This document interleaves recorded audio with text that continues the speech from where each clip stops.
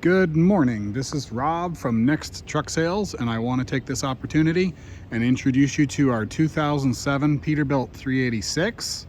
It features a Caterpillar C13, a 13-speed manual transmission. I will take you through the truck. We'll get it running. I've had it running already. It's good and hot. It's a little bit below freezing this morning. Started up first crack of the key, which is encouraging.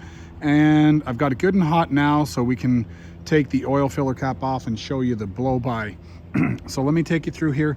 This truck is a second owner. It was originally owned by a major fleet, and we sold the truck to a customer 10 years ago, and he is retiring and sold it back to us. So that's the deal on this truck. So there's no major overhaul, no major work on this truck. It's served him well. It hasn't broken down.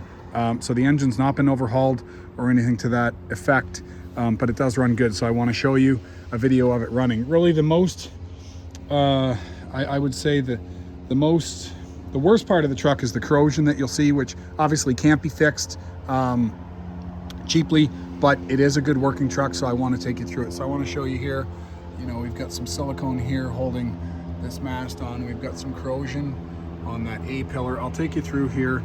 I'll show you everything. We've got some corrosion. That's pretty typical on these older Peets. As far as body damage, there really isn't any. It's just corrosion. This step is kind of banged up here. It's got a crack in it, and it's a little loose to the touch. Okay, we've got 135-gallon fuel tanks. We've got a storage box over here. We've got a headache rack on the back, missing one of the doors. It's got an 80-inch Unibilt sleeper with 2 beds. I'll take you on the inside in a bit. Here we've got Chinese, Mirage, Virgin, low-profile tires. These are probably 70% treads. We've got all aluminum wheels. These are Goodyear, and they're pretty tough. I'd say 40% tread. They're round, they're black, they're holding air, but not a lot of meat on there. And you can see the frame. The frame is showing signs of having been exposed to salt for the last 15 years, but the integrity of it's good, and that's the important part. We do often sandblast and paint frames to make them cosmetically look better. In this case, it's not going to rot through or anything if you're concerned about that. It's more just a matter of cosmetics. Okay, this one's another set of Chinese, about 70-80%. These are getting pretty smooth. These are Dunlop Virgins. Okay, you got the Peterbilt low leaf air suspension. Again, all aluminum wheels. This has got an APU. I'm going to try and get this thing to fire up. I believe this thing, I think the previous owner told me it was working. I'm going to try and get it working, but there's no commitment that it will be working, so keep that in mind. We've got another 135-gallon fuel tank. You can see we've got some surface corrosion on the aluminum. Okay, actually cleaned up quite nice. We have one of the best cleanup shops on the planet, and it had they put the paint brightener, so the paint actually cleans up really nice when they do that. I want to show you here, obviously more corrosion there and more corrosion there. So it's probably the worst part about this truck. Let me take you under the hood. A little bit of paint peeling off on the front there too. Now it runs good, and you know, a truck engine, a diesel truck engine that starts in cold weather is an indication that the engine's in good running condition. And I did the first crack of the key, and I have new trucks that don't start as good as this one. This one, literally, it was only half a crank in it, and it just fired up right to life. So we've got some repairs that have gone on under the hood here. It's been glued, it's secure. Okay, I'll give you a look under here. So this is your Caterpillar C13 ACERT, which is the twin turbo technology that came out in 2005 to eliminate the need for an EGR valve. So it gives you reduced NOx emissions, and at the same time, no EGR valve. Okay, so give you a look. I'll just give you a look. You can pause this, I guess, if you want to take a closer look at anything. I'll come around the other side. I'm going to start the engine, but right now I'm going to leave it off just so you can hear my narrative. We got a Bridgestone steering tire, probably 50% tread, drum brakes. Okay, we've got a little bit of weepage on the return line coming back down from the turbo. Okay, so no EGR valve on this unit. I'll give you a decent look underneath and see.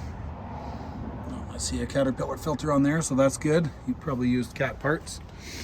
Okay, so I'll give you a wide angle view here. Get you to have a look inside of there. Okay, so let's go on the inside. I'll show you the inside, then I'll get it started and I'll come back outside and we can have a listen to it running.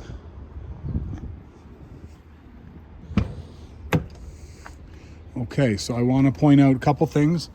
Number one, 2007, this is the last year they made trucks without DPFs, and you'll see it conforms to US federal DOT standards, as well as emissions. I think there's an emission compliance label up here as well.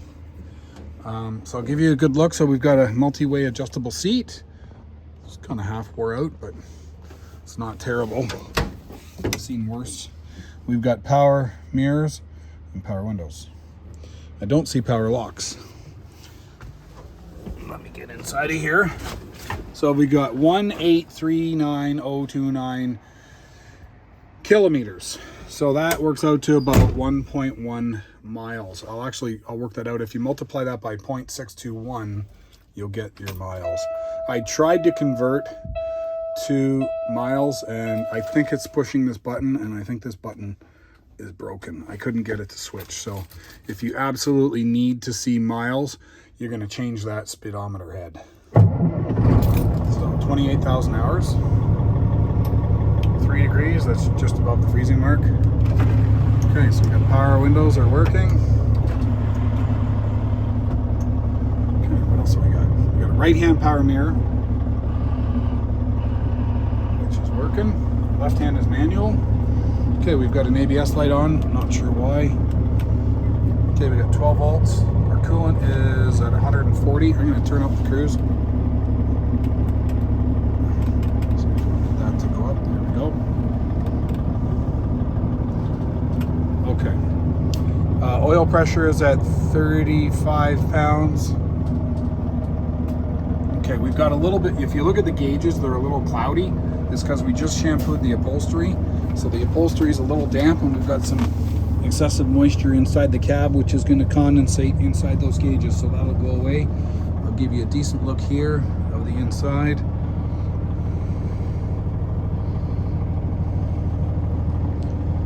Okay, missing an armrest there. Actually missing 2 armrests. I think the cab's too small to have armrests.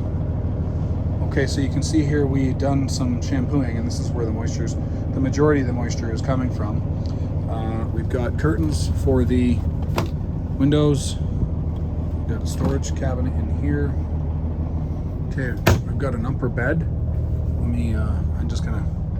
I'll give you a look at that. We'll get a mattress for this. The mattresses will be included. Okay, they're on order. We've got a huge mattress back here, and this is the 80-inch sleeper, so you can see this thing is massive. It does go up, so I'll give you a look underneath here. Find the, just lift, no lock. So this is your APU system. It looks like it had an inverter, which has since been removed. But you can see it's been cleaned up really nice, and if you hook up an inverter on there, then obviously these receptacles are going to be live, and that's the factory heating and air conditioning system there. Okay, you can see here this foil. This is your insulation package that comes on a lot of Canadian trucks, climate package, so your air conditioning and heating is not working nearly as hard as if it didn't have it. It's just an extra layer of protection. I think I can't remember if I went in here. There you go. So here's your truck. Now let's go over to this, see if I can get this APU. I'm not sure how to do it. So what have we got here? We got a timer. We've got a light, which kind of works. It's working. I think it needs a new bulb. It's one of those fluorescent jobs. I think this is our APU unit. SMX, I have no idea what that is. Start. No clue. This control unit's not lighting up, so we're going to assume it's not working. I'll call the previous owner and find out if there's a trick to this thing, but it's there. Whether or not it works is another question. We've got an Eaton 13-speed manual. We've got a cup holder that'll hold a nice jumbo cup. We've got a couple of other cup holders, man. I don't know what you put in there, something gigantic. Let me take you through the dash. So we've got a sliding fifth wheel, we've got locking diff, and we've got air suspension. And we've got a full complement of gauges, oil temp, exhaust temp, etc. We've got basic radio with a CD player. Who still has CDs? I know I threw all mine out. We'll take the cruise off. Let's get this thing down to idle. Let's have a listen to it running, and I'll get that oil filler cap off, and we can see how much blow-by is coming out of it.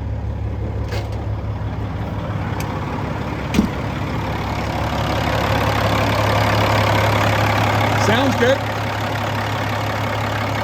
Hopefully you can pick it up from my earpiece.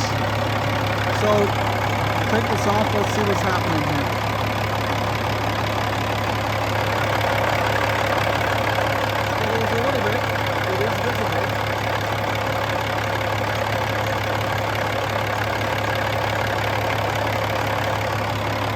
But I want to say this guy took good care of it, and you never know. Some of these older pre-emission engines seem to run forever. So, decent blow-by. It's an old truck. It's got some rust and crust, but at the end of the day, there's not a lot of trucks out there in the market that are pre-emission, that aren't complete junk. And this one will be at a fantastic price point. So, if you can look past the corrosion, and you just need something to go to work and make you some money for a good price point, this could be your truck. As far as the process goes, exporting from Canada to US, assuming that you are in the US watching this video, is we will make a deal. You're going to send me a deposit, and then you go to your bank, you pay us in full, we ship the truck to Buffalo, New York. You're going to pick the truck up in Buffalo. We'll deliver it with a temporary license plate for you to drive back to wherever you are. If you want it delivered past Buffalo, we can deliver it to any point in North America if you want, and we'll supply you with all the paperwork that you're going to need in order to convert your title from Canada to the US. We guarantee that you'll get your title switched over. The time frame on that is typically 1 to 2 weeks after receipt of the truck. We get the paperwork that you need in order to convert your title. The only state where we tend to have a problem trying to get the paperwork is New Jersey, and that's because New Jersey wants original paperwork from customs, and customs takes about a month to get the original paperwork. So there's your truck. If you are interested, I'm going to put this truck on auction time.